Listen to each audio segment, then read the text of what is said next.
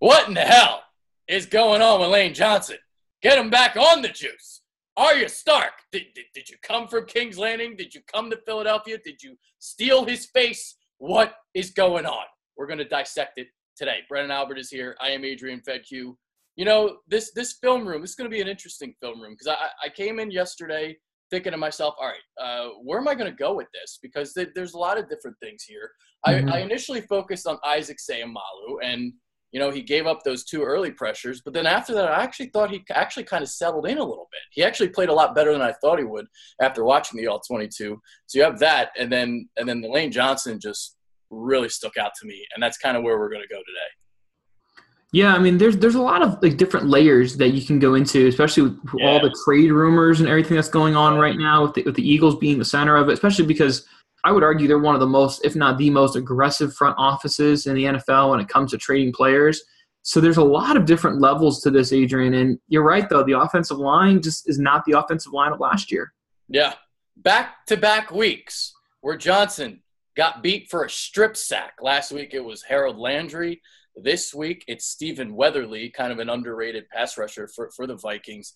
And what was happening was just lining out real wide, beating Lane across his face, getting inside, getting pressure consistently.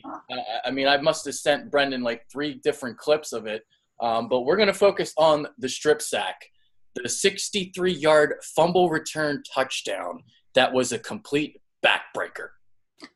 I've always thought, Adrian, that like when heavy men, when defensive linemen or offensive linemen score, they deserve like an extended amount of time to do a touchdown dance. Like, and I just think like you deserve it, right? Like it happens so rare, but man, when you get defensive turnovers, yeah, they hurt. When you get defensive touchdowns, they're crushers, man, because all it does is it just means that, hey, your offense doesn't have to get on the field and you've already been spotted 7 points. And if you look at the scoreboard, that was the difference in the end. Yeah. So we're going to get into the play right now. And, you know, I think my favorite part about this play, even though I know it was Linval Joseph doing it and it wasn't really supposed to be funny, but I laughed at it. When he was sitting on the sidelines, on the bench, he's got the oxygen with the sunglasses on. That was hilarious. The sunglasses is different. I will say that. Like, when I first looked at it, when I first saw it, I think I saw it on Twitter, and someone retweeted it, and it said, like, that's not oxygen. He got these glasses on, and in my head it was like, oh, okay.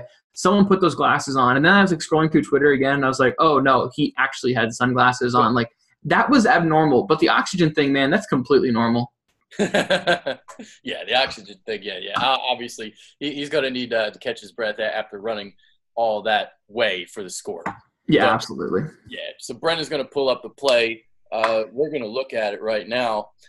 And, you know, the thing about this Eagles offense right now, Jason Peters complained – well, I shouldn't say he complained, but he commented after the game Sunday saying that Carson Wentz is holding on to the ball too long, basically. But if you look at the statistics, Carson Wentz is getting sacked on an average of 3.93 seconds. The league average is 4.28. Yeah, I mean, I have never met an offensive lineman who doesn't want to see the ball get out quicker, right? I mean, every offensive lineman does. But the other thing, Adrian, and we're talking about numbers here, running the ball, right? The Eagles made a killing at getting the ball out quick with the RPO stuff when they had Foles because they're running the ball so heavily. Let me hit you some numbers here, Adrian. Last year, the Eagles were 3rd in rushing yards per game, 132 yards per game. This year, they're 16th. With 110 yards rushing a game. So because of that, and this play here is going to be an RPO look, I'm not buying what you're selling if I'm a defensive linebacker now because you haven't shown me the consistency at running the ball, so why should I buy your RPO? We'll get into that discussion right after this play. We'll get into that because I've been lamenting and angering over that all season long. When you're running the ball 36% of the time, it's not enough. Yep. So let's kind of talk about it here. Well, guys, RPO, let's back up. What does that mean? Run pass option. Maybe some of you guys do know, maybe some of you don't. What this means is it means your offensive linemen are not going to get too far downfield. Otherwise, so we're going to look at, okay, so we're looking at Seumalo first here. Yeah, that was just the first one I had docked up here, Adrian. So, you know, you can't get the ball, you can't get your lineman too far downfield, then your receivers are going to run routes. This is going to be an RPO, guys. So what we're going to see here is we're going to see action across the face, right? So action across the face here. This is a true RPO. He can hand it. He can give it. How do I know it's an RPO? We'll look backside. Backside where the ball is coming. We're lining up here as if we're going to stock block here. Yep. But this is the depth of the RPO. Interior pressure from one-on-one of your front four.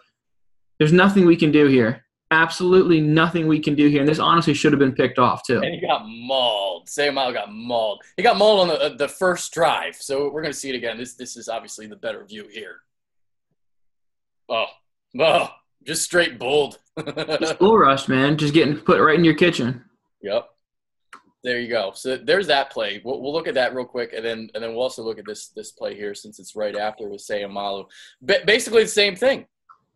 Same thing, same issues. Good news and bad news when we talk about this here, guys. The good news is, hey, we know the problem and we can fix it. The bad news is everyone else knows your problem now too. He's going to be late with his hands, and that's what we're going to see here again. Hands are going to drop to our hips, which is okay as long as you're really quick getting your hands back, and he was not in this game. No. He got better as the game went along. So they were coming with the bull rush, and he was doing a better job of dropping his anchor and basically hanging on tight as long as he could.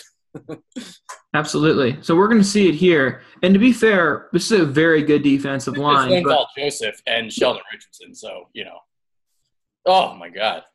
Look, let's just – again, it all comes down to who gets your hands on first. Yeah. You can see all that leverage he's generating. It's not like you're not going to win. And, to be fair, I'm not trying to, knock on him, but there's a reason he wasn't the starting guard this year, right? And there's a reason this guy has been a Pro Bowler. So one-on-one, he's probably going to lose more than he's going to win. But if your hands are late, it's going to be a cupcake game for him. Yep. There you go. Bam! Sayamalo. Why would you make that switch from Wiz to Sayamalo? I don't get it. Yeah, I mean, look, I don't think Wiz was exactly playing lights out. Last week I was pretty critical of him, but if this is the alternative, it's not exactly like it's a clear answer there, Adrian, either. I mean, yeah, sure, Wiz played terribly against Tennessee, but it's like we talk about that with Sayamalo there. It's Linval Joseph. It's Sheldon Richardson. Well, Jarrell Casey is pretty damn good too. Yeah, you're 100% right, Adrian, right? We just talked about 3 Pro Bowlers. It's not like one of them is an average Joe. All 3 of those guys are in the Pro Bowl conversation almost annually. Yep. So as you pull up looking for that strip sack, I guess I'll get into this stat. So Chris Zerfas, if you know him, of Phi Kappa Theta, he sent me a tweet, and I'm going to see if I can find it, because I think what the number was in the 4 games that Wiz played, he allowed 5 total pressures. In the game that Sayamalo played, he allowed 6 pressures, or 5 pressures. I think it was. Look, I think this is a tough thing because we talk so much about speed, right, Adrian? The speed of the game for the quarterbacks. How quickly can you read things? It's no different for the interior lineman. Like the speed of how quick is that guy going to get on top of you, and it's not easy for you to be making a revolving door. And as we talked about, Adrian, and early in this game, very, very slow getting her hands up. So Matsu got much better as the game went over. That's a clear example of speed, him getting used to it. Yep. So there you go. All right, I'm not going to find this tweet. Forget it. I got too much going on my Twitter. But you got the play up anyway, so let's get into it. Yeah, let's see here. Second quarter, 4:24. Let's pull this up here. There we go. So we're going to see it right away. I mean, look how wide Weatherly is. So he's just going to cut across his face, and it's a strip sack. This happened a couple times, Adrian, and it's happened a lot, yeah. Yeah, I mean, and look, this is certainly one of the better, if not the best, right tackle in the NFL. And yeah, I mean, okay. Look, sometimes defense is going to win. It's going to happen, right? The offense is not going to be perfect every single time. You're not going to win every single snap. It's just not going to happen. But when it happens multiple times, especially in one game, it makes me wonder, is something wrong medically? So let's talk about this, right? So we see exterior pressure, and eventually we're going to cut across the face. Look at that left foot already. He's already fucked. Yeah, we're already in trouble. See a little bit narrow here. But Yep. what you really want, think about like basketball slide, right? When you basketball slide, you're going to push off of your outside knee and explode inside.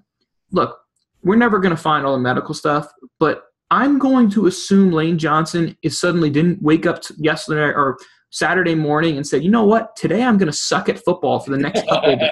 I don't think that happened. So because of that, I can't help but wonder, is there something going on in this knee that makes him not as explosive moving laterally, and then all of a sudden we get the big man running down the field? What does he have to do to block that? What does he have to do better? Just simply move his feet? Really, yeah. I mean, I've always kind of thought that, yeah, we look at the highlight of blocking with your hands and being early with your hands, but really it's about your feet getting in position first, right? So here, as soon as we start to see this kind of movement coming inside, right now we got to plant our right foot and slide left to be able to stay shoulder to shoulder, nose to nose with this guy. But as you can kind of see here, we're not going to make this block. Best case scenario here, we're going to get called for a hold on trying to take a guy down with a clothesline because our feet aren't underneath us. He's almost playing that as if he's going to bend the edge, and he's not. He's just cutting across his face. And this happens over and over and over again. Yeah, I mean, Adrian, when you and me looked at some film, there's about 3 or 4 clips that we could have picked that showed this exact situation. And that's why I can't help but wonder, is there something going on with that knee? Is there something going on with that right leg that doesn't allow Lane to be as explosive moving laterally? Because I have a hard time thinking all of a sudden one of the best right tackles suddenly sucks. I have a hard time thinking that. He's among the worst tackles in the league when it comes to pressures allowed. Like, it's been ridiculous. And something I did want to ask you. So with the offensive line, especially this offensive line, they love to run block, and they're at their best run blocking. How much will it help the offensive line in pass protection if Doug Peterson will simply run the ball more? Will that get them into a rhythm? Is that going to establish a confidence by running the football?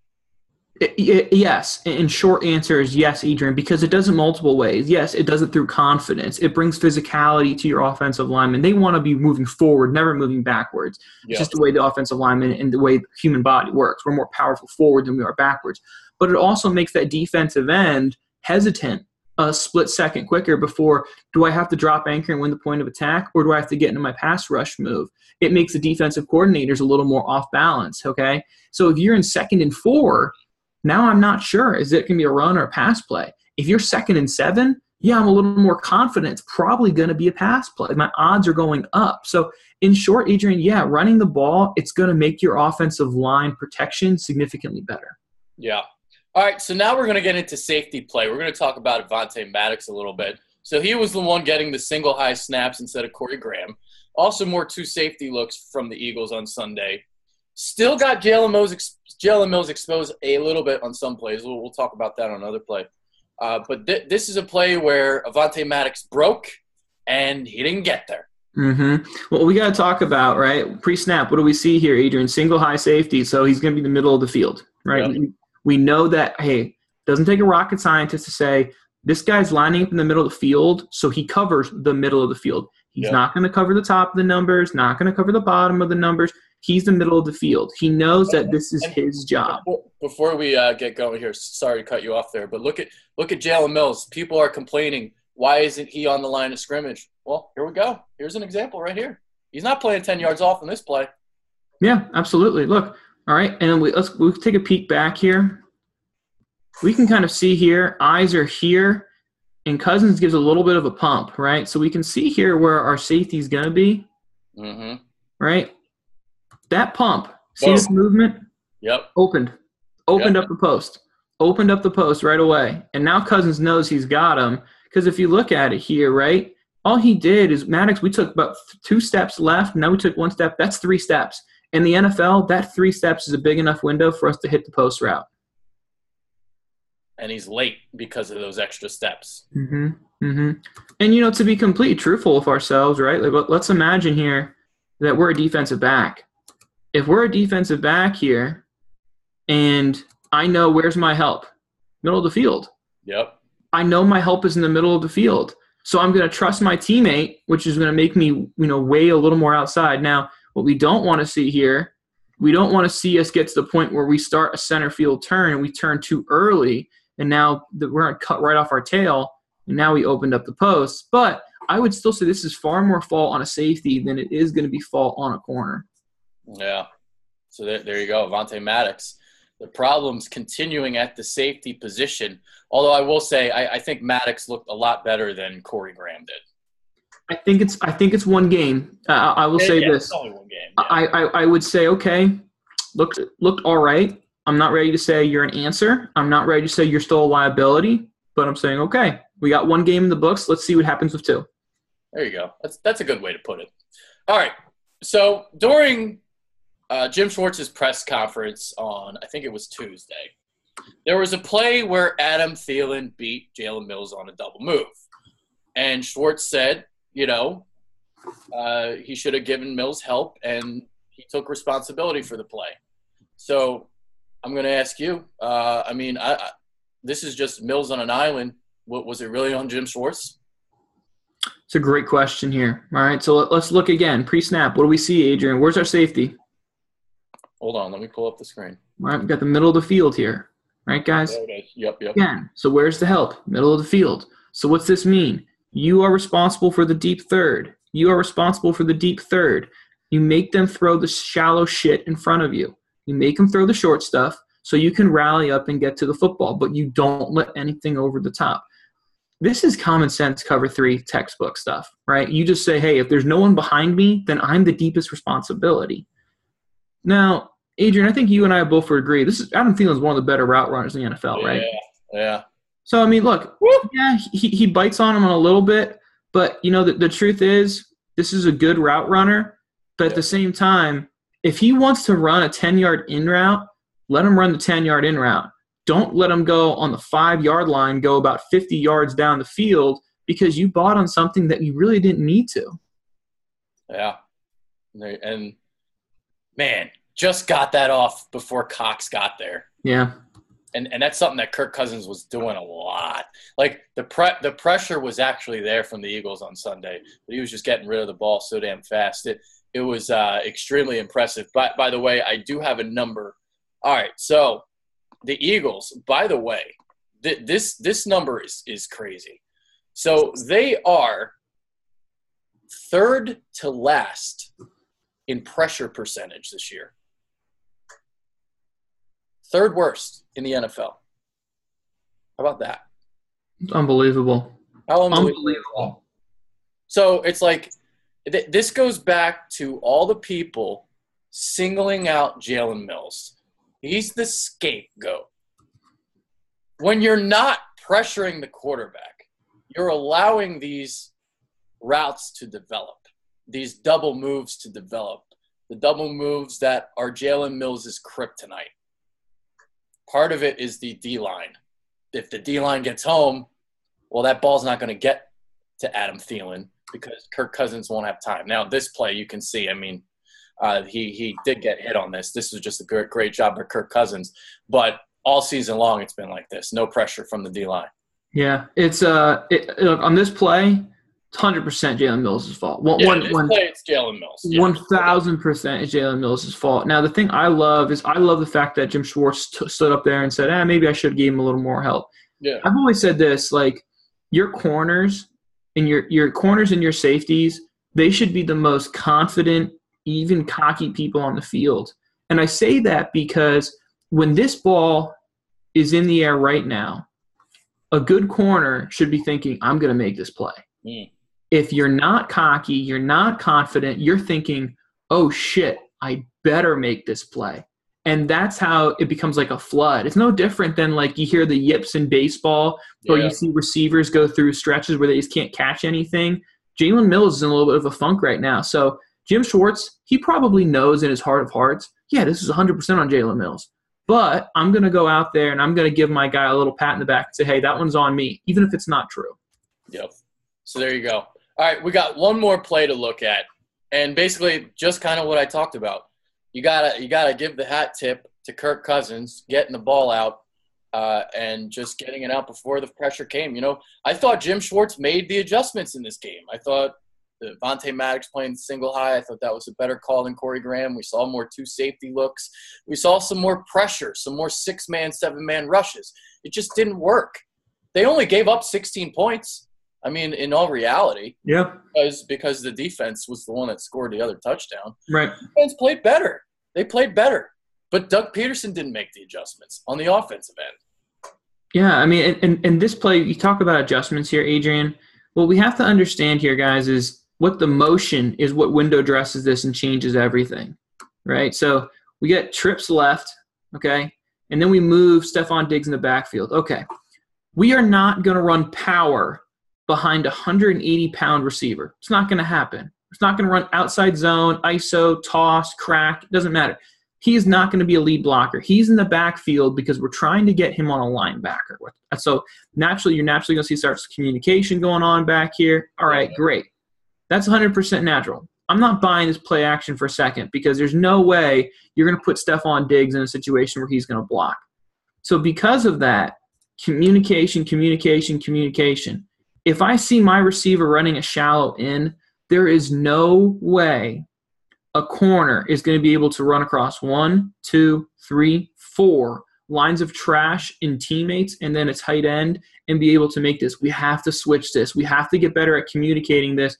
And you see Nigel here is just late to the party. Yeah.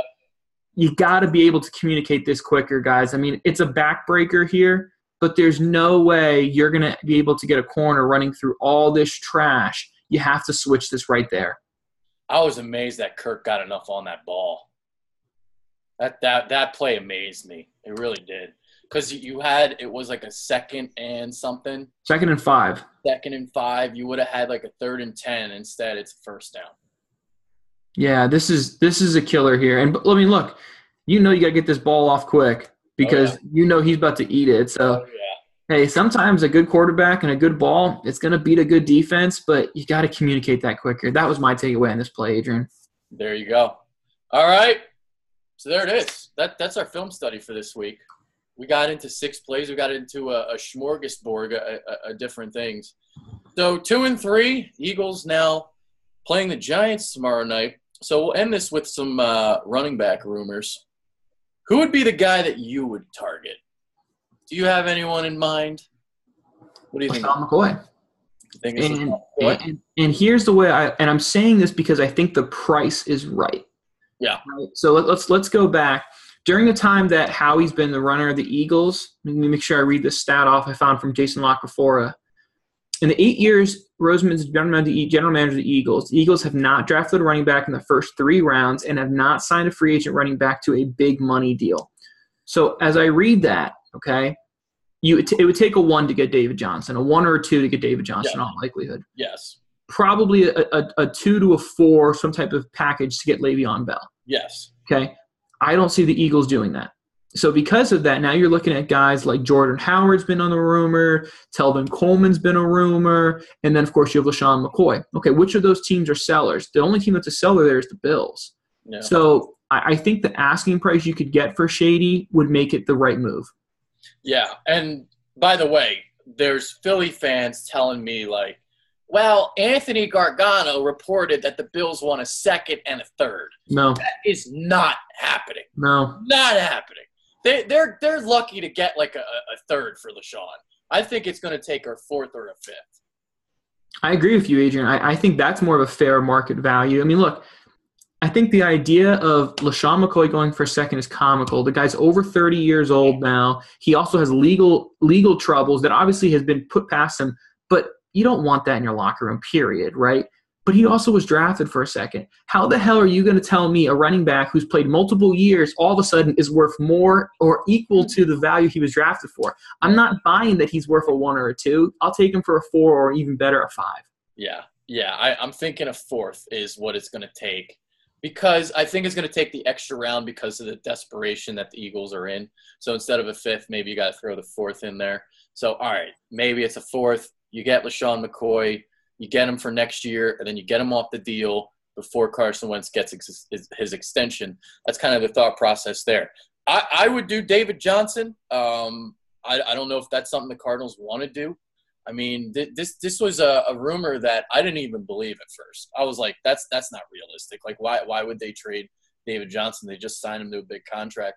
And then you started seeing more reports hover, and it's like, oh, they might trade David Johnson. They might trade Hassan Reddick. They might go on a complete fire sale to try and acquire as many draft picks as possible.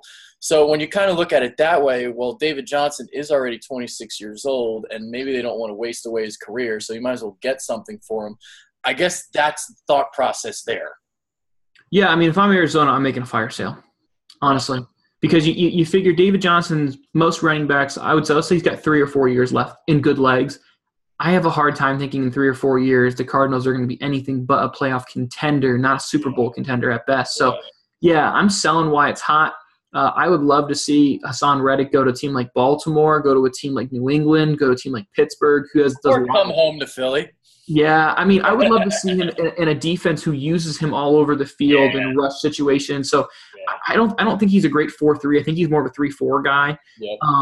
But the other guy I think the Eagles should trade for, Tyrann Mathieu, man. Play a single high look. I mean, that situation I could see Houston saying, look, he's on a 1-year deal. Mathieu has never played a full season except for last year, full 16 games. So if I'm Houston, look, you're not going to be a great team. Sell it. Even if you get him for a 3 or 4 or 5, that's fine. And honestly, I think he'd be a slam dunk pick there in the safety position for the Eagles. I mean, that was the guy that I wanted during the offseason. It was Tyrann Mathieu. I thought it was just a perfect fit for the defense.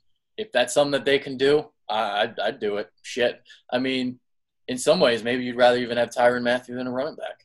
I would. I'm being completely honest with you. If you sat down with me and you told me which one would you rather, I would rather Tyrann Mathieu because I can move him into the nickel spot. I can have him play the single high role. Yeah, I could have LaShawn McCoy, but let's be real. Unless you mortgage and you trade for David Johnson or Bell, you bring in Shady or even Jordan Howard, maybe you hand Jordan Howard the ball 20 times a game. You're not giving Shady the ball 20 times a game. But you know you're going to get Tyrann Mathieu almost every single snap as long as he can stay healthy, which I get it is a big if. I totally understand that. But he is a surefire stud at the single high safety position. I would love to see the Eagles make that move. I'll throw one more name at you before we leave. So a lot of people want LeGarrette Blount back. Would the 2 and 3 Lions trade LeGarrette Blount? I mean, yeah, because Kerryon Johnson's starting to look a little more solidified, especially coming out of the bye week. You would kind of think that maybe they have a better idea of, hey, we really use him. Amir Abdullah would have been a guy that also would have made sense for the Lions to deal. Back for the I mean, because look, the Lions, they have a log jam there at the running back position, but no, I don't get why LeGarrette Blount would be an answer. I mean, you had LeGarrette Blount and you still made a trade for a running back last year. Why would he be an answer now? Yeah. I'm kind of with you there.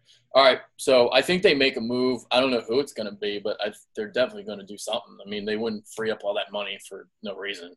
Yeah, and you know what, Adrian, you and me talked about this pre-show. The short week really hurts you. I mean, it really makes it difficult for you right now. The only thing it does is it gives you a little more of a window to trade, but you figure you won't be able to really get a trade done now until Monday, really. Yeah, that's true. All right, so that's pretty much it. You got anything else you want to say? That's it. Appreciate the time today, guys. Yes, sir. There it is. That's Brendan Albert. I'm Adrian Fedke. Good one today. Take care. Appreciate it, guys.